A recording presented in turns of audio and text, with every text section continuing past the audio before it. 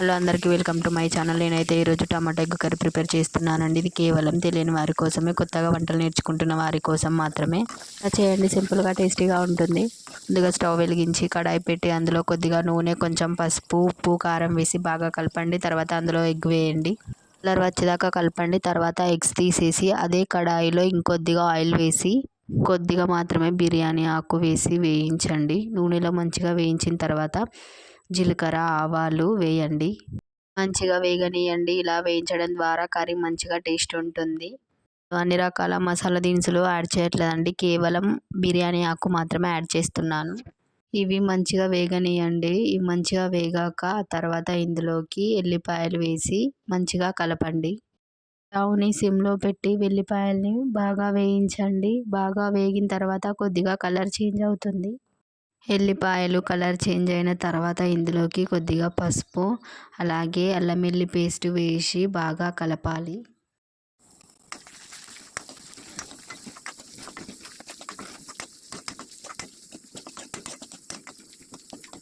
కలిపిన తర్వాత దీనిపై మూత పెట్టుకోవాలి.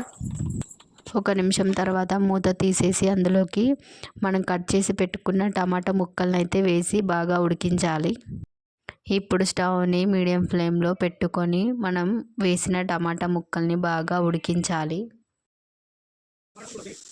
ఉడికించిన తర్వాత ఇందులోకి కొద్దిగా మన రుచికి సరిపడా కారం, అలాగే ఉప్పు కూడా వేసి మంచిగా కలపాలి.